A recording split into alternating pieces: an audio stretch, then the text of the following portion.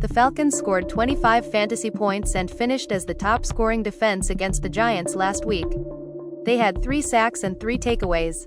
Defenses have scored double digits against the Giants in 3 of their last 5 games. In 2 of the 3 games that Drew Lock has started, the opposing defense scored at least 17 fantasy points.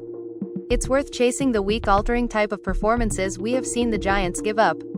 The Bengals went off for 18 fantasy points last week against Dorian Thompson-Robinson and the Browns. Cincinnati racked up 5 sacks, 3 takeaways and only allowed 6 real-life points.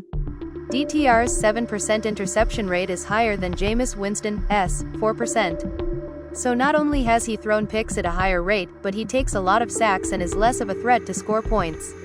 Yeah, it's worth taking a shot at a big fantasy day with the Dolphins defense in championship week.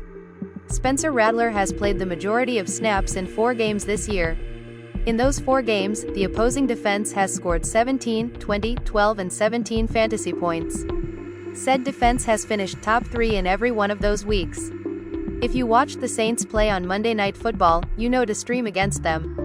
The Raiders have not been that effective for fantasy, but they have 3 or more sacks in 3 of their last 4 games. The upside makes them worth taking a shot on this week.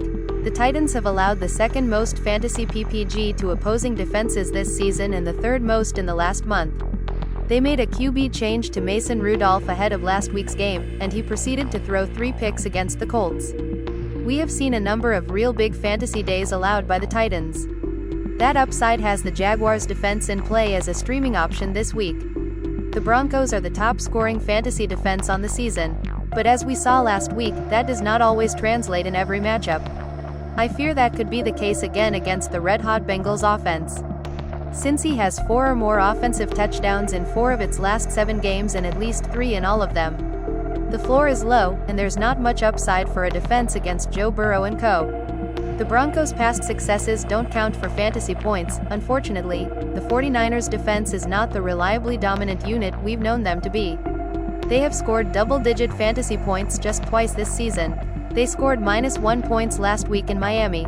This week, they have a date with the buzzsaw that is the Detroit Lions. Jared Goff has shown this season he can have success outdoors. Last week in the stinging Chicago cold, he threw for 336 yards and 3 touchdowns. The Lions routinely score more than 30, even 40 points. There is no way you should start a defense against them in championship week. The Jets' defense has a lot of talent, but it has not led to a lot of fantasy success. They have scored 6 fantasy points or fewer in 5 of their last 6 games. This week, they face the Bills, who they managed just 2 fantasy points against in Week 6. Oh, and you may have heard that Josh Allen is the MVP favorite and the Bills' offense has been scoring a ton of points on a weekly basis. Stay away from the Jets. The Vikings' offense just keeps humming along. They have allowed just 3.3 fantasy PPG to opposing defenses in the last month, the 8th fewest in that span. Sam Darnold has thrown multiple TD passes in 5 of his last 6 games. He threw for 3 touchdowns against the Packers in Week 4. Green Bay finished with 7 fantasy points in that game. The Packers have been effective for fantasy purposes as of late, but this matchup has the potential to be a back-and-forth score fest. I would stream elsewhere this week.